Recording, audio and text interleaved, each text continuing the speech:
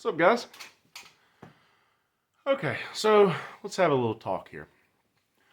Over the last 2, 3 months, I have been going around and gathering a bunch of parts, assets, and whatnot to really improve my, not so much the channel, my shop situation. Um, when we moved into this house about 5 years ago, this was the first shop that I've ever had to call my own. It's a 24 by 24 shop. It's not very big. There's a lot of stuff in here. But I built a lot of cool stuff out of this shop. And it served me really well. I have posted a few YouTube videos over the years, not so much for the sake of YouTube. I'm not a YouTuber. I'm not a professional YouTuber. Hell, you can tell by this video that I'm not a professional YouTuber. Let's just get that out of the way right now. I do that so that if someone has any questions about certain parts and how they affect the vehicle that they're on and whatnot, I have videos to kind of show that, like, hey, when I had this set up, this is what it did and whatnot. It's just a place for me to go grab links and post them to forums and Facebook and whatnot. But things are changing. I want to kind of change the direction of my videos. This is the first video I've ever, uh, done really as a YouTuber. Let's put it that way. I've done a video on the Kerma TDI tune. That video did really well. I never really expected it to. It was a review so that a lot of guys were asking about the particular tune on Facebook, and I got tired of typing stuff up, and it was just so easy to go grab that link and say, all right, here's the review. It's so much easier for me to convey things over video than it is through text. But anyway, I've had a lot of projects come through here. Some of them I still have, some of them I don't. I've really been into anything with an engine for probably the last 15 years. Uh, Engines, racing, sled pulling, that sort of thing. It's pretty well consumed my life for 15 years. Just ask my wife. Um, but anyway, like, I've got some neat projects here in the shop, and I'd really like to document them for people. And if I can put them up on YouTube and they get kind of popular, that would be awesome. But if not, not a big deal. Um, right now, I have three pretty major projects going on. The biggest one, and it's almost finished, and I've already posted a video about it, but there's going to be some content on this channel focused around this truck. It's a 69 Ford F100. It is a bump side, as most of the Ford guys call it. It's also a flare side. For the love of God, do not call it a step side to the Ford guys, but it's a step side. So it's got a turbo 5.3 LS engine in it. It's basically a bone stock 5.3 with a cam and springs, and then an eBay GT45 on it. Tuned by me. It's got a microsquirt V2, but the main attraction on it is utilizing the stock factory Ford 303 transmission. That is a 3 on the tree transmission. I built custom linkage and whatnot, and it is still column shift. That is what makes this project so neat. I can't prove it, but I've never seen another one utilizing that transmission. This may be the only one in the world. I'm not sure. So that's one project. Like I said, there's going to be quite a few videos about that. I also just recently picked up a 2005 LLY Duramax. It's a crew cab truck. That truck I purchased, I wouldn't say specifically to sled pull, but I got it to get back into sled pulling.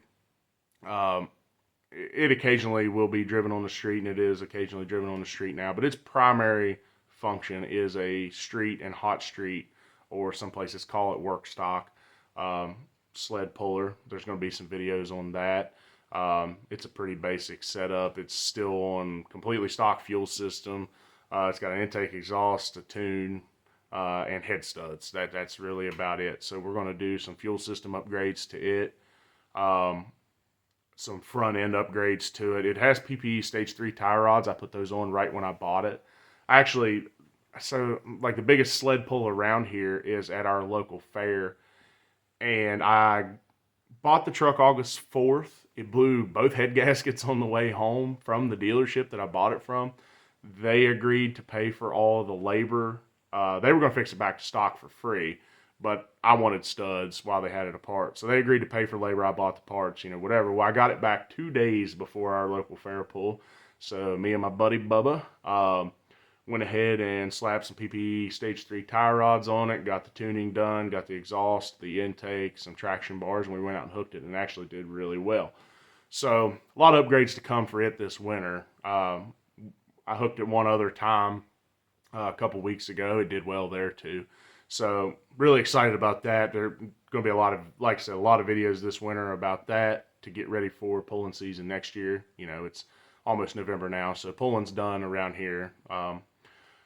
Now, the main attraction that I'm going to focus on pretty heavily here over the next few months, I have a 2012 V-Rod, Harley V-Rod, that I have drag raced for the last 3 years on a nitrous setup. It's kind of a unicorn, kind of a factory freak, as they call it. This bike has a bone stock engine. Engine is original to the bike. Has over 67,000 miles on it. I picked it up in 2019 and no, 2018. Sorry, I got it in 2018, and it had 9,000 miles on it.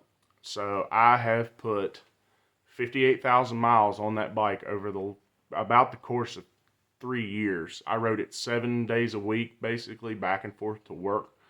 When I say 7 days a week, I'm talking 7 days a week for months on end at my job. And it's about a 125-mile round trip every day. And that was my primary form of transportation. I mean, I have other vehicles, obviously, but I like to ride bikes. So I put a lot of miles on it. And at about the 55,000 mile mark, I put on a Boss Noss nitrous kit. They say you should only spray about 40 horsepower shot through a healthy V-Rod engine. I've been spraying about 65 through it for the last 2.5, 3 race seasons. So I also just recently had the opportunity to purchase my own motorcycle dyno, and I have it. It sits literally right over there. I bought it from Scott Fitzgerald, the owner of Fitzgerald Motorsports in Greenville, Ohio. He is kind of what we consider the V-Rod god. There is a huge rally every year called the Midwest Thunder V-Rod Rally. Every 4 years it changes hands. Changes hands, changes locations, whatnot. They try to keep it in the Midwest for Midwest Thunder. The first year I went, 2021, was the last year that Scott put that on at his shop. And we ran this bike with the fresh nitrous setup on it on his dyno for the dyno shootout that's part of the rally. And I finished third overall, third also in the big bore, or the, big bore and power adder class. And people were stunned. They were like, holy crap, this is literally a stock bike with, at the time, it had 65,000 miles on it. This engine's never been opened, never even had the valve covers off of it. It is bone stock. The only upgrades really on it, it's got a billet basket from Scott Fitzgerald, Barnett 11 disc clutch, and that's really about it. And we've just been spraying the house down on it. So this season, I took it to the next level, put a wheelie bar on it, and also an air shifter, and we had a pretty successful season. We ran it the first year, 2021. It, like I said, it finished third in the dyno competition, but it won the drag racing event. That event up there is like a time trial, so you just get 2 hours to go out and try to set the best time, and I ended up being the fastest male. I took home that award, and like I said, people were stunned. They're like, holy crap, this is a stock bike. How is this 300-pound rider doing this, Like I said, we've just been spraying the house down. I've been tuning it on a Screaming Eagle Super Tuner Pro, one of the orange boxes. It's actually kind of a banned box. There was a recall or a government buyback on them a while back, and somehow mine snuck through. It came with the bike, but Anyway, I digress. I've been doing all the tuning myself, all the work myself. Nobody touches any of my vehicles but me. Uh, so I've been pretty proud of that. Well, now that I bought the dyno from Scott, I have decided to go away with the nitrous system and convert the bike over to a turbocharger. Um, I picked up a Garrett GT 2871R turbo. I'm going to be building the hot side myself. Pretty fortunate to have the equipment and the skills to do that because nobody builds a hot side for these bikes. Not a whole lot of bikes out there are turboed, and the ones that are usually just the Trask kit. So we're going to do that. I've got some 1000cc decapped LS flex fuel injectors from Hunter Mullahan up in, I think it's Oshkosh, Wisconsin, at Hunter Tuned. I had picked up those injectors for another project and never used them. And I actually had them in this bike about a year and a half ago because I wanted to convert the bike over to E85. And I had some issues with them. I ended up pulling them back out. But now, a year and a half down the road, I have some workarounds for those. Basically, it's just some issues that at the time I didn't have the skills to fix. But I like to learn how to do all my own stuff, so I think I know how to do that. If it doesn't work, then we'll just find a different set of injectors. But they're actually back in the bike now, and I'm hoping to run them tomorrow again and get the tune more dialed in on E85.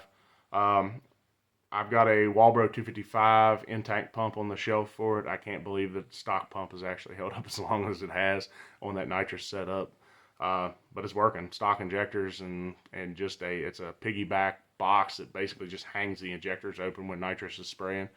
So we're trying to get away from that. But really the goal for the bike is to make about the same power that it makes on nitrous, which I said is about 175 horsepower and a little over 130 foot-pounds of torque. I want to make that power on the turbo because I have my own nitrous fill station in my race trailer, and I'm just sick of filling bottles at the track. It's just such a hassle to turn that bike around because it drains just enough per run that I can only get one run out of a 2.5 pound bottle. If I make a second quarter-mile run, it runs out of nitrous on the big end. So every pass, I got to go either swap bottles or fill bottles, and I'm just kind of tired of doing that, to be honest with you. And I mean, who doesn't want the cool turbo noises? So this channel is changing direction just a little bit. You're going to see more of this ugly mug in the videos. There's going to be a lot more content, basically. So, like I said, I'm not a professional YouTuber. This channel really only serves as a place for me to document my builds. And the only reason I document my builds is like, if I post something on Facebook or Instagram, I mean, it's constant questions. Hey, how'd you do this? What'd you do here? What parts are you running here? And that is very tiring to type in all that stuff all the time. And it's just so easy to jump over to YouTube, grab the link, and say, hey, here's video documentation of what I did. So I'm not here for likes. I'm not here for subscriptions. I mean, I think I have like 30 subscribers, something like that. So that's not why I'm here. But you're going to see some more cool stuff. I mean, you're going to see drag racing, you're going to see sled pulling, you're going to see street driving, you're going to see, hell, maybe even some guns on here. I do like to shoot guns. So yeah, I mean, if that's something you like, hit the subscribe button. If it's not, scroll on past. Doesn't hurt me one bit. This channel will never be monetized. I say this channel will probably never have a sponsor or anything like that. But if you enjoy this type of content, subscribe. If you enjoy the video, hit the like button so other people will see the video. YouTube algorithm is a mess, but the more you like, the more you comment, the more people this video will be recommended to. So just keep that in mind. But anyway, thanks for watching. Stick around. You might see something pretty cool. You might see this face. Yeah. But anyway, thank y'all. Have a good one.